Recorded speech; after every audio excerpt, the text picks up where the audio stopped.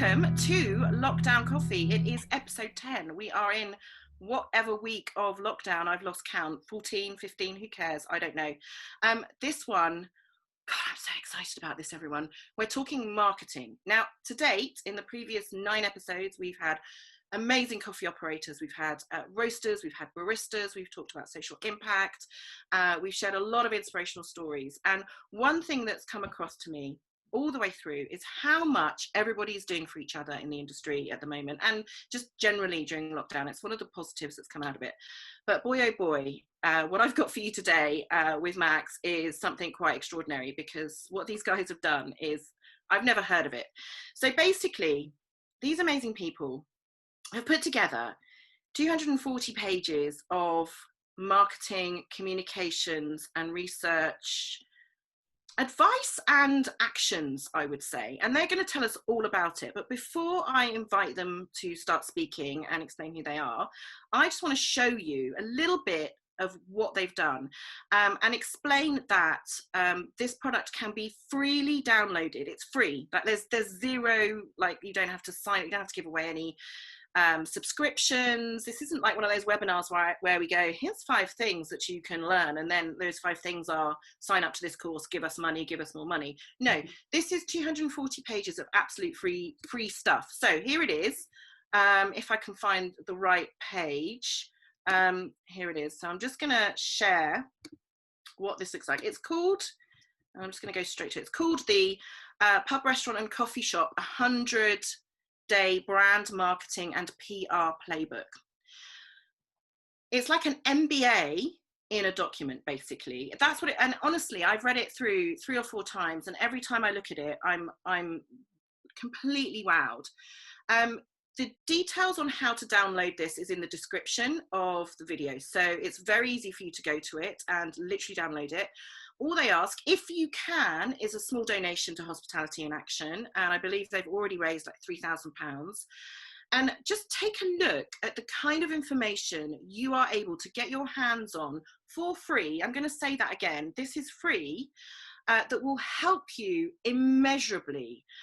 If any of you have been to a Mark McCulloch presentation at any of the events, or even any of my presentations about social media or about research and data and insight, you'll know that it's a massive world, and trying to get your head around all of this is actually quite daunting. This playbook puts it all neatly into one package. So yeah, I'm really excited about this episode, and I'm really excited to hear from everybody. So I'm going to stop talking, because this isn't the Coffee Queen show. This is Lockdown Coffee. So I'm going to stop sharing. Oh, sorry, 2 more things. As well as the playbook, you can join a Facebook group, which is brilliant, because you can just go in and say, what do I do about my website? You know, how's my tone of voice sound? Should I change it? And this is unbelievable. There's like 11 or 12 free videos which go through all the information that's in the playbook. So if you want to just pause the video, the YouTube video that lockdown right now, and go and download it, I'm cool with that, because this stuff is actually, I think, business changing for everybody. So along with my wonderful partner, Max Dubiel from Redemption Roasters, I have with me 3 of the guys that have pulled this amazing thing together. I have Katy Moses, who's the MD of KAM Media. I have Mark Stretton, who is MD of Fleet Street Communications. And I have Mark McCulloch, the founder of Supersonic Inc. If you listen to his podcasts, you might recognize my voice in that. Anyway, guys, welcome. Thank you. Why don't we, before we run into all the detail, just give yourselves a quick introduction about what your companies do, and then we'll pile into talking about the playbook. Katy, you start, because you're yellow surround on the screen. So. Oh, am I? I couldn't see that. Okay. Hi, so I'm Katy Moses. I'm MD of KAM Media. We are a research and insight company.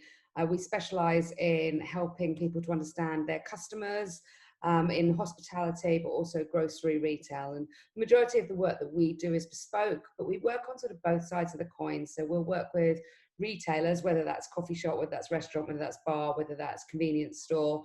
We also deal with wholesalers, and then we also work with the people that supply into those retailers, whether it's on or off trade as well. Fabulous. Mark Stretton. PR. Thanks, Anya. Yeah, so I am MD of Fleet Street Communications, PR and communications company. We do a lot in the food and drink market and the hospitality and leisure market, mainly around communications and PR, but we also do content and a bit of creative work. I'm a former journalist by background, so I worked at the Sunday Times. I was editor of what's now MCA. Our clients would include both suppliers to the market and also operators. So that would be people like Diageo, Expedia, Asahi, and then also EI Group, Arc Inspirations, Putt Shack, Park Dean Resorts, and people like that. Mainly B2B and corporate comms, but increasingly, as is the world, more consumer, more digital, more social. So that's us. Fabulous. And Mark McCulloch. Hi. Well, it feels a bit weird, right? Because I'd say that I'm a CEO, but I'm kind of CEO myself, right? It's just me, right? So it's like being a head of a department, but nobody works for you. So yeah, so CEO of and founder of Supersonic Inc. And basically brand, digital, marketing, social, employee engagement, gun for hire, Mark will sort you out sort of stuff. That's what I do. Fantastic, thank you. Okay, how did this amazing piece of work come about? Well, I guess I can speak to that a bit, and then, you know, obviously everyone else can too. It's one of these things that's a bit hazy now about, you know, exactly the moment that things came together. But basically, the weekend of the lockdown, there was more WhatsApp groups than you can believe getting made of everyone scrambling to think about how can we support each other, what about our businesses, what are we going to do, what's the industry going to do, you know, blah, blah, blah. And then through the next few days, I saw some great things happening. So I saw Yummy Pubs, you know, and lovely Tim and everyone there, just doing some amazing things where he self-isolated with a chef to enable him to then be healthy enough to then go out and start a shop. And, you know, Brewdog, I saw what they were doing, Leon and the team. And I just thought, I'm not a great chef. I'd probably be a bit rubbish at a food bank. And, you know, and at least I'd probably end up eating most of it. So it was just a bit like, what could I do? You know, within my wheelhouse and my remit and knowledge, what could I do? So I quickly started thinking about this playbook, and it was for selfish reasons too, that I've always just wanted to write this stuff down. And then I realised though that I could only get so far. So I maybe had 1 or 2 chapters in me, but not the whole book. So I really had to go out to, you know, because I'm a generalist, I suppose. So I really had to go out to real experts to say, right, how can we go deep into each of these? And it was the first phone call said yes. You know, so, you know, I had a few thoughts in my mind about each vertical, but I was lucky enough that the first people that I'd chosen stepped up to the plate and said, why not? And so the whole vision or premise or whatever our objective really was, how could we give selflessly the ultimate brand marketing digital social PR guide for free to every single hospitality business in the world, but also Gary Vaynerchuk, who I'm a big fan of, and he gives away stuff all the time. And we just had this thought that, yes, other people will download it that are competitors to us. Yes, people will nick ideas. Yes, but you can't rule by exception. And that was it really. And then, yeah, I started talking to these guys, and it was a yes straight away. And we started to then build quickly an agenda. I think if I remember correctly, though, we had a bit of a core team at first, because we needed to figure out what we were doing. So I think it was Katy, myself, Mark, a couple of others, key ones. And then that formed the nucleus. And then as time went on, we could add some more people to the family, really. I mean, obviously people can see it when they download the book, but there's about 11, I think it's 11 different agencies involved across and in each of them, you know, when you looked, I mean, if you saw it at the beginning, the content page, the things about, you know, menu optimization, one of my favorite things. I've been talking about menu optimization since I started at Allegra, however many 20 bloody years ago, and, you know, local marketing. What I love, and we'll come on to it later, is the how to write a press release. I mean, it's one of the hardest things in the world to do, and it's just all the kind of information is like step by step. So that's why I can't stress enough how important this is. If you have, you know, again, pause, download it, come back to the video to hear more about it, because it's just such a good thing. So I'm going to kind of break it down, because the three of you represent three sections effectively, and I think it's important that we talk to each one. But before we do, you know, bearing in mind that we've got coffee shops and coffee businesses watching, what would you say is the one thing, so like one thing each, that a coffee shop must do between now and hopefully July the 4th reopening, in terms of how they communicate to their consumers? Katy, you start, because it always starts with the consumer. I think that the most important thing is them to be communicating effectively the things that they are doing to keep themselves, their employees, and their customers safe. And I think that is the number one. We've done a lot of research recently in hospitality, and every single piece that we have done, number one is, I want to know what you are doing to keep me safe, and obviously your employees as well. So what is your hygiene policy? What is your cleaning policy? How often are you turning your tables? What's the social distancing rules? And to me, until you do that, nobody's going to walk back through that door. Yeah, no, that's a really, really good one, actually. Mark Stretton, what would you say, number one thing a coffee shop? Well, it's that. So I agree with all of that, and it's kind of like, where is your Brewdog video, or where is your Tesco? Remember that Tesco advert about when they reopened, and this is how we're social distancing. You know, where is your video explaining exactly what it's going to be like when customers come through? So there's no shocks, but everything that Katy just said, really. And aside from that, plan. You know, we've seen some chaos this week on Monday, and unfortunately, I think the brands involved and the shops involved will bear the brunt of that reputationally. And they may not have done anything wrong, but I don't think they were ready. And they weren't ready, not just inside the store, but they weren't ready outside the store. So you've just got to plan and prep. And then I know this is, I'm sort of going beyond the one thing, but I think also fun. You know, there's two things. There's trust and confidence, and exactly what Katy just said. And then there's kind of fun and what you've been missing, and fear of missing out, and the joy of returning, and the joy of reopening. And it's those two things in terms of messaging and communications. Yeah. Anything to add, Mark? Yeah, I mean, to be honest, I'd agree wholeheartedly with both of those. And if I was being lazy, I would say, yeah, just go with those. I think a third, then, if we're allowed one, is maybe some more sales-driving thoughts and being quite strategic about that. So what we talked about early on, actually, in the book when we were planning it, was a strategy for reopening. And the strategy for us was, don't go about like a headless chicken. You know, be really strategic and say, right, whose customer data do I have? Yeah. Then how can I get people to come back that love me or have shopped with me in the last year? Yeah. Just focus there, because that's going to be more people than you can probably have in your place.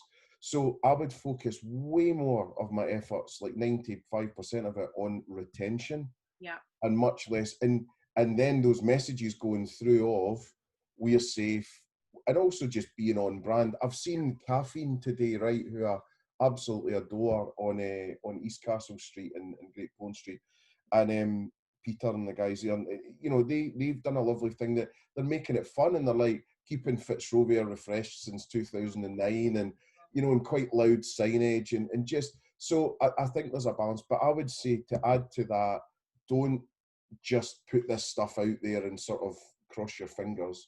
I think it's really about you saying, right, what's the size of the total market?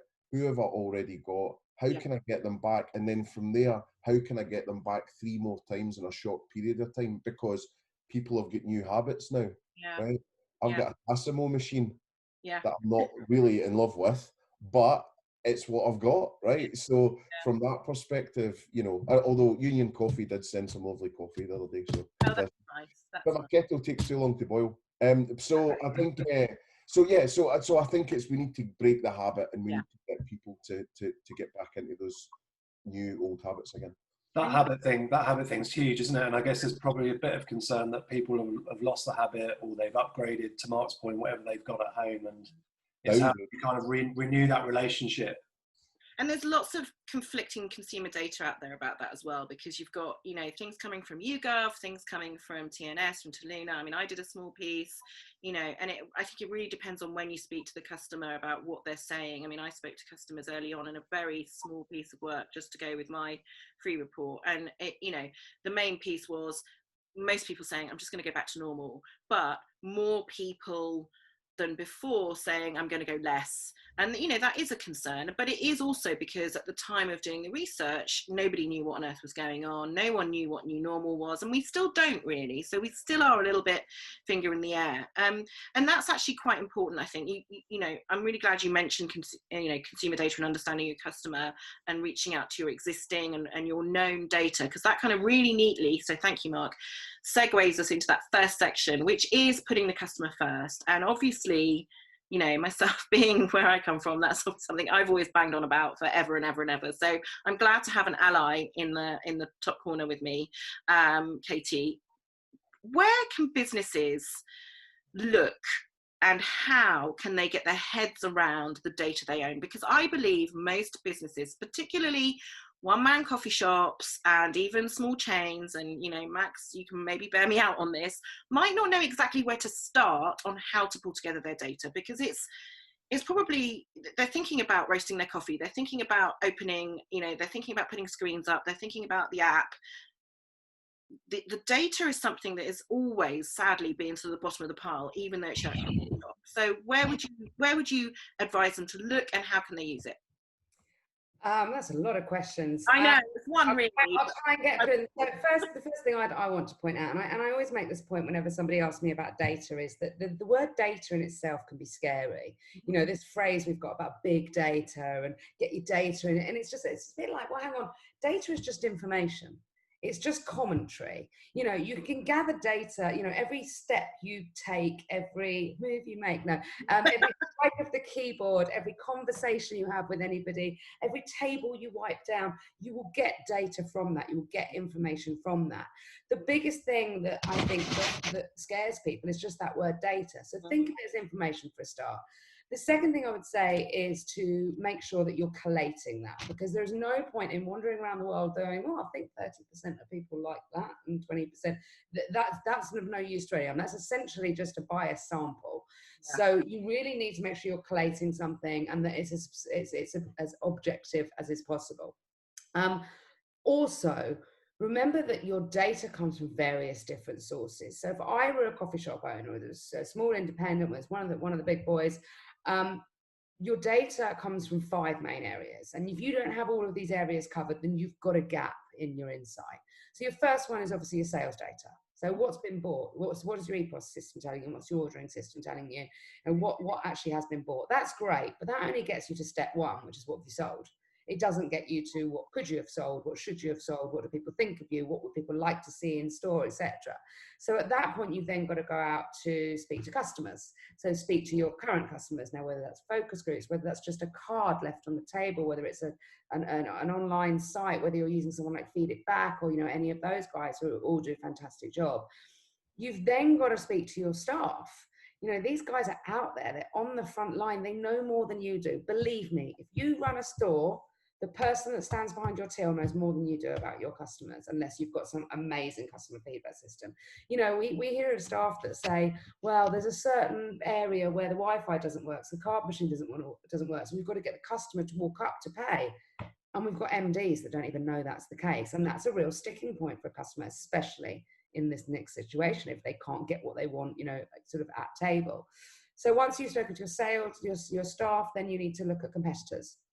Who's around you? You know, what are they doing? What's your USP? What do you offer that they don't, but what do they offer that you don't? And then finally, and I think this is the one that always gets forgotten, I bang on about this all the time, which is your suppliers. Yeah. Speak to the people who are supplying you. Understand what they think of you. What's your reputation?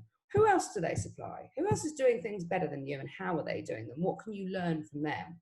And I think that if you're covering those 5 bases in one way or another, and you're doing it in an objective way in some way or another, whether that's using an agency or whether that's even just using, you know, a guide like the playbook, which will explain how to do that for you. I think that's the start. That's where you start to understand your customer, is by looking at those 5 areas. Amazing. And then what can they do with that information? Because I agree with you, I think the word data is, you know, scientific and a little bit alienating. But once they kind of get their head around, oh, this is just information about my customers.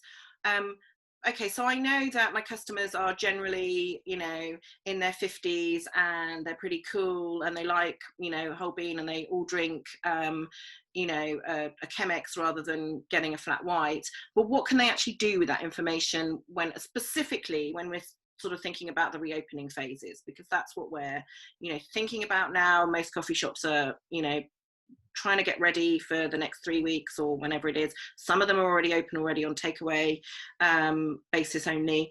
What do they do with the information that they have if they've got it and they've collated it? That's, in my mind, that's about targeting. So Right. if you haven't got that information, you are scattergunning. So you're putting out a social media post, you've got no idea who you're aiming it towards, you've got no idea who's reading it. So you're literally just going bloom and throwing as much proverbial at the wall as you possibly can and hoping some of it will stick. Yeah. If you've got that insight, then you can start to tailor your offer, your marketing, your PR, your tone of voice, you know, absolutely everything suddenly becomes slicker. It becomes less time consuming because, again, you're focused and you're targeted, and it becomes more effective. So that to me is why it should always start with the customer. And we do things like, we work with clients who want what we call pen portraits. We're about to start work with a client on one of these at the moment, where they want to identify the 5 new customers that are going to walk into their pub stroke bar. You know, it will be John who does this, and Sarah who does that, and Sally who does this. And once you've got those people, you can decide, okay, so I need to have an offer for John because John likes X, Y, and Z. I need to have an offer for Sally. When is Sally most likely to be looking at social media? Well, she works from 9 to 5, so she's maybe on the commute. Or what about John? Well, we know that John is a bit of a night owl because he works, you know. So once you've got all of that, you can really target who you want to get through those doors and what you want to offer them once they're through there. And what's really good about the playbook is that it kind of takes you through that segmenting, doesn't it? It kind of says, you know, here's your avatars or your consumer types. As you say, you've called them a John or a Sally, but basically all you're doing is saying, you know, he's male, he's, you know, 35 to 45, he's a bit of a hipster, he's got tattoos, he wears check shirts. I know I'm being really generic, but and we're going to call him Angus, you know, because that helps us then say, well, as you say, if I want to reach Angus and I want to remind him that my, you know, the store that's near him is going to be open in 3 weeks' time, I need to, as you say, think about when he's looking at social media or when he's looking at LinkedIn or when he's going to be listening to the radio if I'm doing local marketing, etc. Perfect. And that actually brings me neatly on to Mark McCulloch, because Mark, you know, having worked out who your customer is, and I know it seems like we're rushing through this, but seriously, when you go through the playbook, it makes it so simple. And I'm just trying to get those pockets of information out from this so that they all want to go into the playbook, right? How do you then demystify that big thing that is marketing? You know who Angus is, or John or Sally, and now I've got 300 different ways to communicate to them, and where on earth do I start? So where on earth do they start, Mark? Well, there's a few things to that. Just touched on the point before as well, just to try and add a tiny bit of help as well. All I see the insight stuff, the data stuff from the information stuff from Cam, is that's all the punchlines. And then you just need to write the jokes. Right. And the bit that marketers screw up all the time is they get all that information, they panic, and then they do what they were going to do anyway. They would do what they want to do. Yeah. If you just stay on target, stay on course, that's your gags you've got to hit, you know, chicken cross the road and whatever. That's exactly, you know, how you go about it. And there was such a good example from Inception Group, and it's coffee related.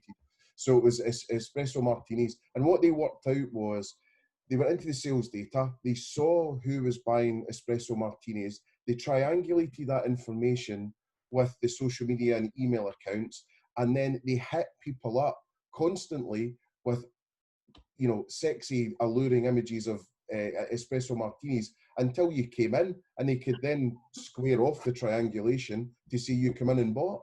They beat into submission. So I think it's just looking at the communications now more than ever has to be one to one to one to one. And also, don't just send one message. You need to send 8, 10, 12, nudge them along. So yeah, how do you get out there? So there's a few ways to go about it. I mean, if you're on the cheap and you're a bit Scottish like me, then what you're trying to do is maybe do things under your own steam, right? So there are tools out there that can help you profile that are, you know, free, low subscription and things like that. And I can get some notes on that and send you if you want to share it with your audience. And they'll take you so far, but also there's great profiling tools for free on Facebook and therefore Instagram in the back end of that. Now, a fun thing to do with that is go into Google and type Facebook targeting advertising infographic, something like that. And this horrendous image comes up that's about 50 meters long and like this sort of small. And basically it is mind blowing, the targeting that you can have. Phones that have been in this area, phones that have just come back from Spain, friends of people who are about to turn 40, folk that vote for this in America anyway. So if you worked out that your Angus is a hipster, and well, guess what? They're probably going to have some kind of beard, therefore they're into beard products, therefore they might be into IT and geeky stuff and gadgets, therefore they might be like Max, have got a bike, you know, and. So when you start building this profile of someone, you've got all these great adjacencies, and then that becomes brand partnerships. And that becomes, you know, for everyone that gets a Rafa bike or a Brompton, why wouldn't you want to send them a free pack of Redemption Roasters coffee, you know, in their pack with a subscription and this and that? So I'll invoice you later, Max. So, you know, that's what it's all about. So it's taking that kernel of information that Katy's so brilliantly fashioned, like this wee diamond, and then it's exploding that diamond out into, you know, a million bits of jewellery, if you like want to keep the analogy going. But that's so good. I'm really impressed with that analogy. Yeah, I've been drinking since early. But I mean, that's what it's about. And so that's doing it under your own steam. And then, obviously, then if you've got a wee bit of wedge, you go to what's called a media planner.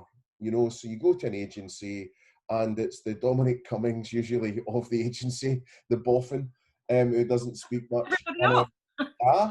That's just put everybody off. I know, yeah. If you need a lifty Durham, but basically, what's great is that'll take you out into complete planning. So then they've got things like Acorn, TGI, and it's things like it'll start to, I don't know if there's a word, demographize, or the demographics of the audience.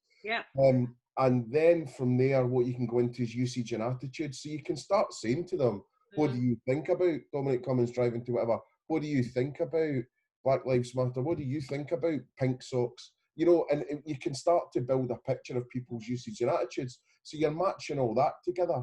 And again, that forms an opinion of people that Witherspoons are trying to target versus, you know, whoever it is, Peach Pubs or Fullers or whatever.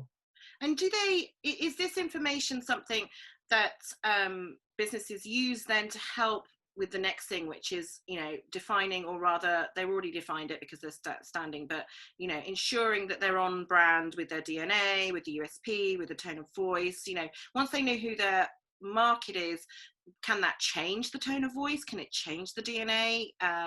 Or does it just reinforce that for them? Well, that's quite interesting. I mean, what I would say is in hospitality in general, folk just don't do it. No, right? Yeah, right. They don't take the time to do the research because they think they know better. They don't take the time to do the brand stuff because it's just woolly marketing and da-da-da. So the smarter businesses do, you know, and they go through that. But, you know, if you ever wonder why Coca-Cola is so good, you know, guess what? They did this stuff. So I think from that perspective, if someone can have the discipline to go through the motions, I think that really helps. Then just in terms of it informing it, it's interesting. I've sort of changed my mind lately. I used to be a bit gung-ho and just go gut feel, do what I wanted, this and that. But since studying a couple of mini MBA things and also working with Katy as well, I've sort of changed my view on it a lot, actually, which is you need to turn the telescope round. And what you need to admit to yourself as a marketer is that you really know nothing. and actually the customer knows everything. Mm. So what you've then got to do is, don't let the tail wag the dog, though, because when we did research at Yo Sushi, if we went with everything everyone said, we would have turned into a beige Italian restaurant. Yeah. Yeah. So there's a balance where you've got to kind of know in your own skin who you are and what you're all about. However, you've got to meet them somewhere, maybe not exactly in the middle, but you've got to meet their needs and wants with what it is that you're offering. And there's very few brands that are just completely maverick that people are drawn towards. They're unicorns. So you have to meet a market need and a customer need, but also have something that's appealing to them. Otherwise, you're doing it for yourself. Coffee companies specifically are very, very, very strong on their brand values. Yeah.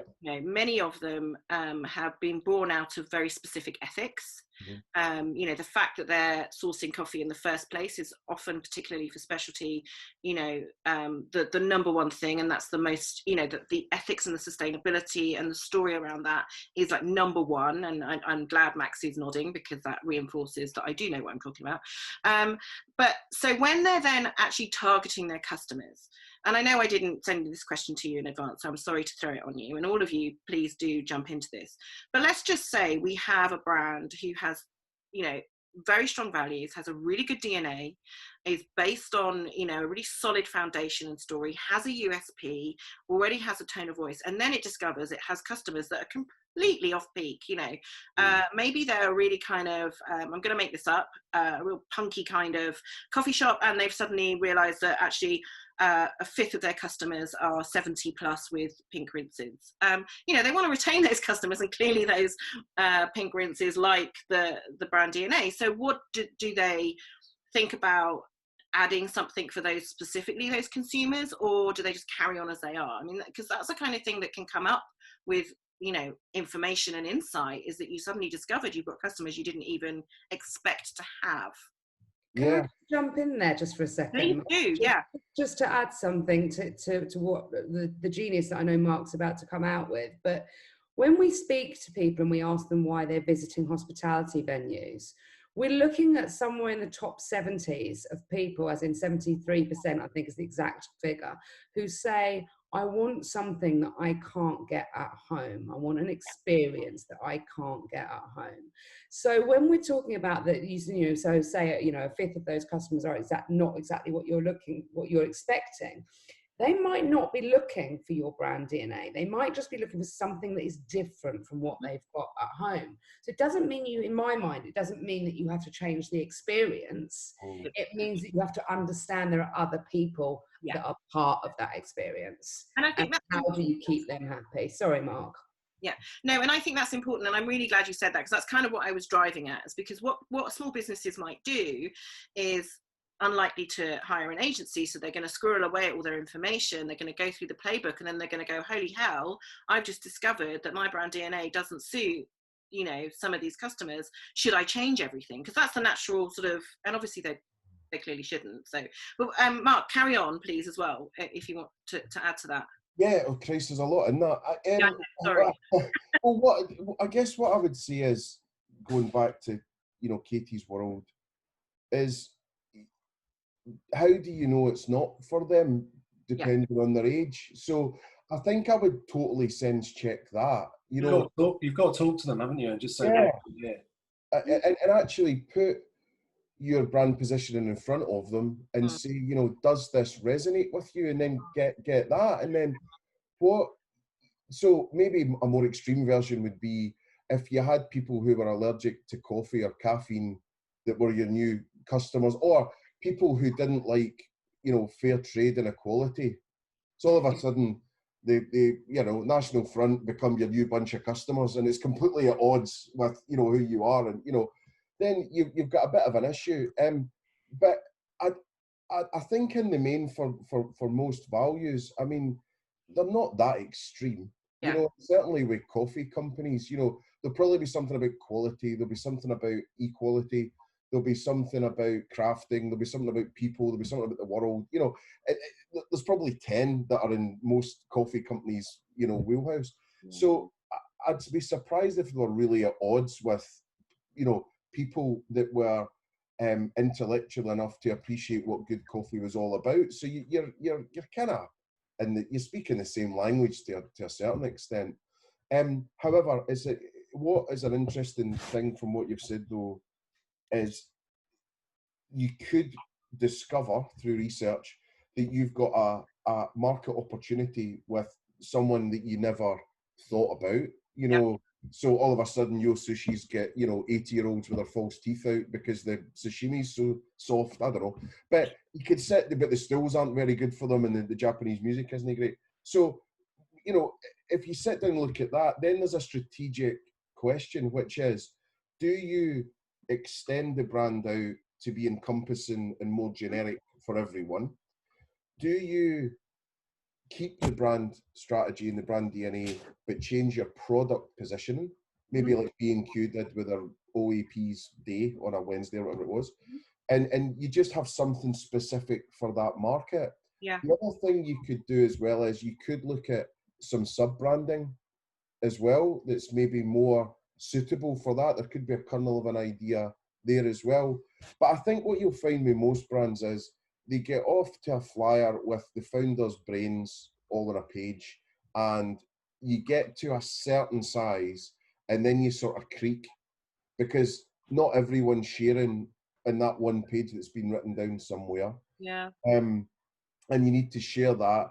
But also the world might have evolved, you might have evolved, the customers might have evolved. So I think the brand DNA is an evolving thing in some areas over time, because I think it would be slightly weird if you were so damn sure, if you like, that this is the right way and I'll keep going until I've got no more business. I think it's sensible to keep checking in with your brand DNA over time. And even the Louis Vuittons of this world do it. And the brilliance of the playbook is you've given them the step-by-step guide on how to look at your brand DNA and how to either sense check what you already know or even evolve, new aspects to it. Okay, so moving on then, because I'm just conscious of time, and I don't wish to shorten the very important aspect that is PR, Mark. Most important, Anya. Okay, so the thing I have with PR is I find it really difficult, and I'm the person that used to do quite a lot of the PR before, and I've PR'd from my husband's little endeavour, steampunk coffee machine. I've done PR for myself, and I've found this, that unless you know the person behind the magazine personally, they tend to just ignore you. Either they just ignore me because they don't know me, which is rare, or they don't like me. But how do you get over that? Because when you're a small company and you're a small business and you're a one-man band and you've got 100 million things to think about, but you want to put together your press release, you downloaded the playbook, fantastic, and you want to put out a press release to say you're reopening, and you send it to everybody and no one does anything with it. So what's the tip there? How do we open? I mean, that's a great question. You're not the only one that finds it difficult. I find it difficult. I think part of the problem is, what you were describing there was media relations. Yeah. We were describing venue relaunch, and there's a whole range of stuff that PRs are captured from stunts to might be a really important CSR program, which is over multiple years and woven into your DNA as a business. Yeah.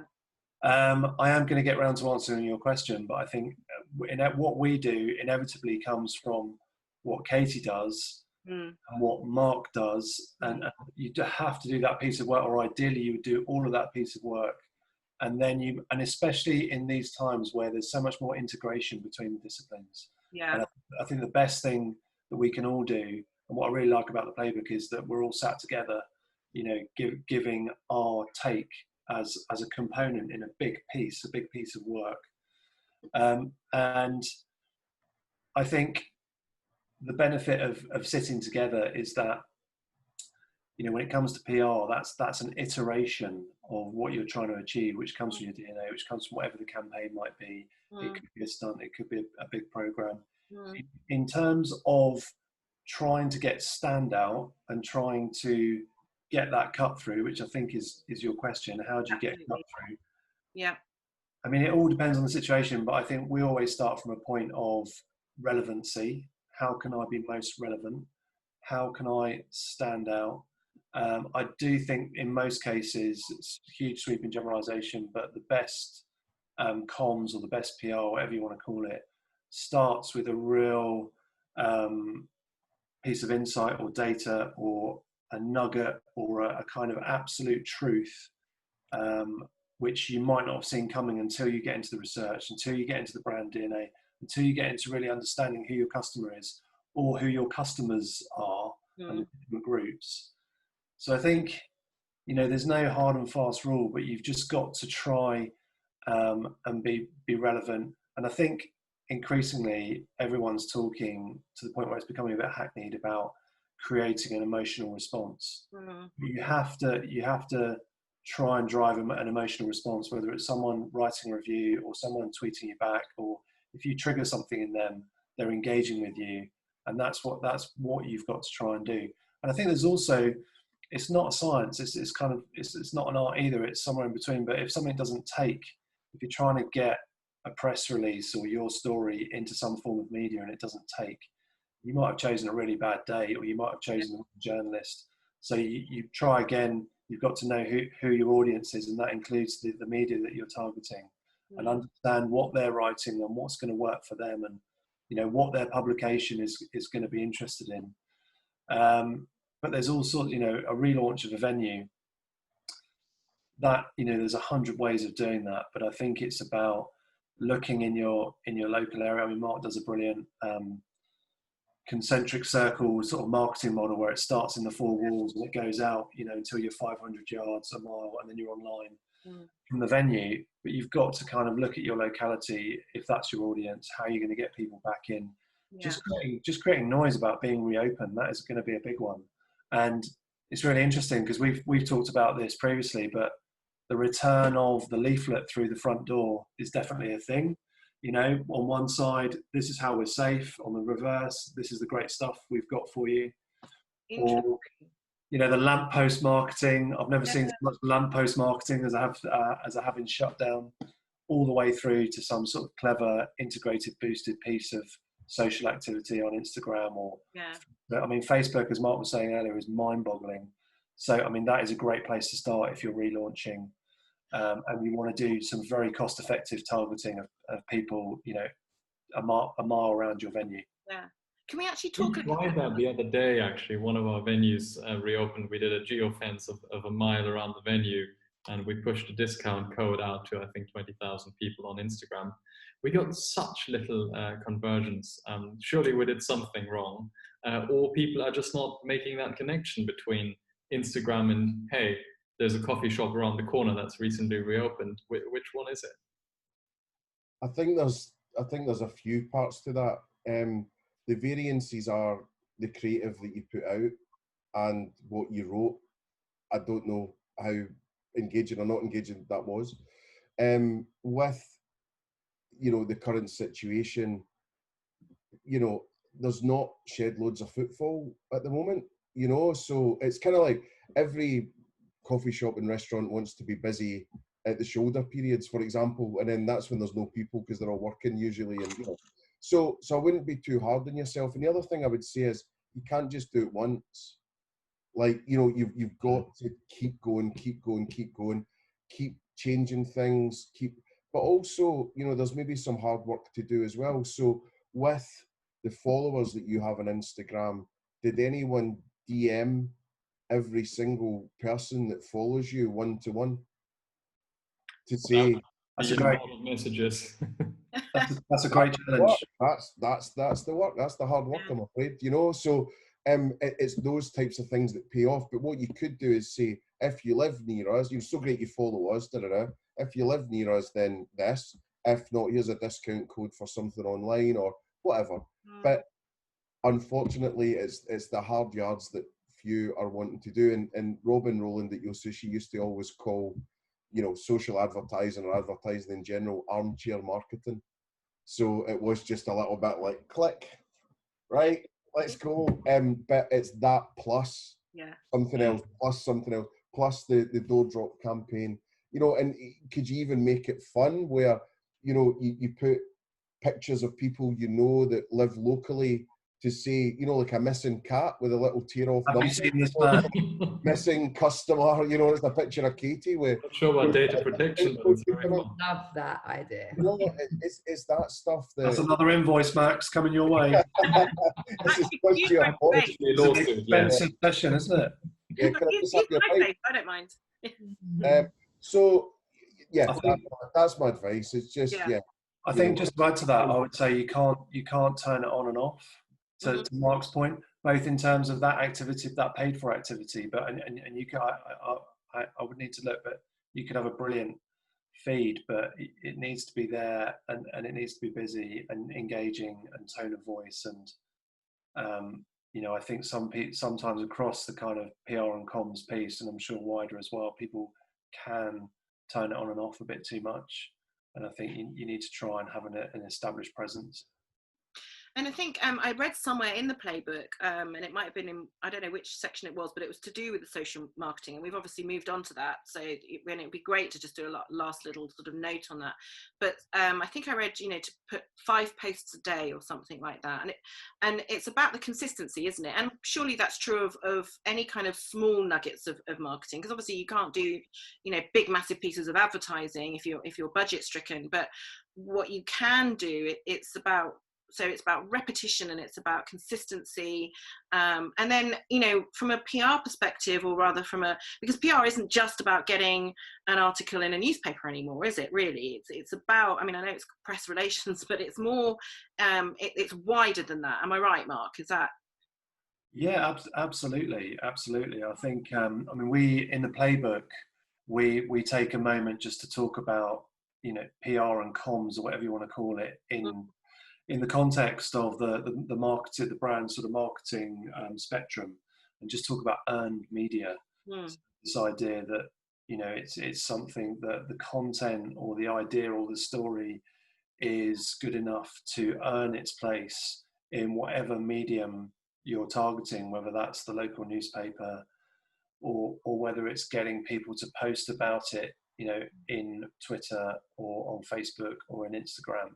Ideally, it's going to be one piece of activity in a kind of marketing program, is hopefully going to deliver a difference. And I think also the other thing to say about it now is it's very measurable, and it's increasingly digital. So I think people take comfort from that. And in terms of posting, I think there's a real trick to, you know, having some of your teams engaged in social media and responsible. You obviously need to have guidelines and rules of engagement, and you can line up scheduled stuff to go, but you also want to have a bit of spontaneity and engagement, and you'd be able to respond and give your people, you know, clear guidelines, but permission as well to engage with people and use it to create stand-up. So just before we wrap up then, I mean, we could talk about this all afternoon, but I think one of the things we've learned about YouTube is people like things that are less than an hour, apparently. So I just want to touch on one last thing, and that's just you all speaking just have me thinking around things like small local events, influencers, so that whole earned sort of media, sort of press relations, social media thing. And this is just a sort of an idea that just came into my head. You know, a coffee shop is reopening in 3 weeks' time. How, you know, if it were to run a small, you know, outdoor on the street event, inviting, you know, local journalists, local influencers that they've identified from Instagram or wherever, you know, is that the kind of thing that would be effective, do you think? Or do you think everybody's going to be doing that, and that in itself is going to become tired? Anyone? I think, well, I'll start talking while the other two think of something clever. Thank you, Mark. I think you need to kind of try and be creative, and it just goes back to that sort of standing out thing. So maybe it's something with a bit more of a hook or a bit more quirky. You know, we talk about in the book, we tried to come up with a couple of ideas, but maybe you do a pop-up in a local park, or you have a drive-through or a cycle-through, or, you know, a curbside pickup for whatever it might be. Probably cycling with a coffee is not that safe, actually. Everybody in stormtrooper uniforms. Yeah, stormtrooper. Yeah, exactly. Yeah, that's always going to win. Or you celebrate. I mean, celebrating blue light workers. Yeah. is going to be a big thing, and I think that's that's a really nice thing to do. But again, it probably needs to be a suite of things. If you've got a 3-month relaunch campaign, you probably want to have things planned by the week. Or another one we came up with was self distancing speed dating. Yeah. Or I don't know, saving dating. My dates used to end anyway. What's that? That's how most of my dates used to be anyway. Yeah. That's a whole other hour. I think it all starts with why you're reopening. Why should anyone care? And I'm sure lots of people will care, but why is that? And what are you doing? And what's your story? And I think it probably needs a group of you to sit down and talk it through and chat through what's going to work. Also, I think whatever you're going to do, it actually still needs to be relevant to your customers and your brand. And sticking people in stormtrooper outfits may well be a win for lots of people, but if it's not actually relevant to what you're looking for. And also the point with influencers, and I actually learned this from Mr. McCulloch, when I first saw him speak a couple of years ago, is that getting an influencer that's got 1 million followers, but none of them are actually relevant to your customer base, or that's pointless. That's a total waste of time. However, getting somebody is absolutely really into their coffee and has got a small group of people that are following them, but those people are following them because they like that specific thing. That is far more, word of mouth from a friend. In the research that we've done, word of mouth from a friend will bring more people in than word of mouth from an influencer who's not relevant. Yeah, thank you. Yeah, absolutely agree with that. Final words, Mr. McCulloch. Oh no, well, just on that subject, a couple of things. One is, I would say, step back from the whole thing and figure out what the objective is in the first place, because so many people sort of just throw the kitchen sink at these things, or if they were going to paint a wall in their house, they'll start in the middle, instead of doing it properly and cutting in. And it's just step back from the whole thing. What do you want people to think, act and feel? And what do you want your business to achieve? Now, if it's maximum capacity for people to know that you've reopened, again, being tight and being Scottish, if that pop-up party is going to cost you $5,000 total, and however you do it, 10 grand, 2 grand, whatever, if you're standing with that wedge in your hand, is that really, really, really the best use of that money? Just always question it. Don't be too quick to go and do that. And then as Katy and Mark's saying, this isn't a one night stand. This has got to be something you've got to keep doing and doing and doing, if that's part of your strategy, because there'll be so many times that people have missed it. They'll have been on holiday. They'll have not noticed. They'll have, you've got to keep that going. Yeah. So yes, that's what I definitely see on that, sort of experiential side of things. But just always step back and ask yourself, why am I doing this, and what am I hoping to achieve to do it? And also, what are the measures of success? Yeah. And then the other thing just on influencers is, if you can, choose wisely your influencers, as Katy's saying, but again, have them ongoing. So hire them like an ambassador for you for a year or two. You see someone like, I think it's Glenn Fiddock, maybe. I've got like the kind of handsome, grey bearded Scottish chap sort of thing, and he's been the ambassador, marketing. He's been the ambassador for 3 or 4 or 5 years, and there's a certain level of consistency with that. And also go on to people's influencers grid and look at things like their photography style. Does that suit you? Does their tone of voice suit you? Do they look like someone that actually would be in your brand? And then, as Katy says, do you get an inkling that they're, start checking out all their followers? Yeah. And if it's all teenage boys at 14, it might not be who you're after right now. It's kind of grown up influencer. It's kind of grown up influencer engagement, isn't it? Someone who stands for something that fits with your brand, and it's be kind of a symbiotic, productive relationship, rather than I think where we come from, it was that one night stand. That person from Made in Chelsea's got 1 million followers, so we'll get them to talk about our brand for one time. And I think that just brings me up profile influencers. Yeah, so there's I mean, you can do it manually, as a kickoff, and there's ways to do that in the videos for the book. There's actually a couple of wee videos on that. What I would say though is there's some great tools. There's one called Whaler and there's one called Tribe. They do have a minimum spend. I think they're about maybe $3 to $5 grand a campaign or something, but check them out and get as much information as you can out of them. But I know it's a big company obviously, but someone like Starbucks use them to great effect. But the cool thing with them as well is when the influencers take photographs of your stuff for the period, or you can agree a period, that content is yours also. So you could use that in your advertising, on your staff t-shirts, your website, whatever. So a lot of people are being really smart and really rinsing that. But I think there's, with a little bit of time and effort and Googling, you could probably do it under your own steam in the first instance, just taking some of that advice. But there's free videos on there about influencers and how to handle them. But again, I can send you links for those if you need.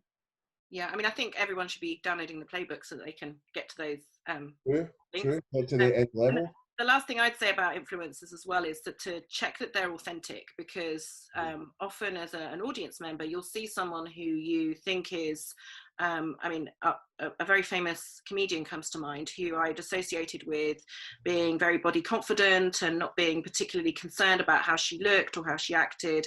And she was promoting a box that was all about beautifying yourself. And it just jarred with her persona, and it was clearly a purchased influence. And as an audience member or a follower, I mean, I firstly unfollowed, and then I secondly obviously thought, well, I don't like that product otherwise either. So I think the other thing to be careful about is that the influencer you choose isn't just willy-nilly, advertising everything and anything, and that has absolutely no. And if you've got an influencer who's only a tea drinker, promoting coffee, it immediately doesn't sit right with their audience, and it's complete waste. So that's the other thing I'd add to all of that.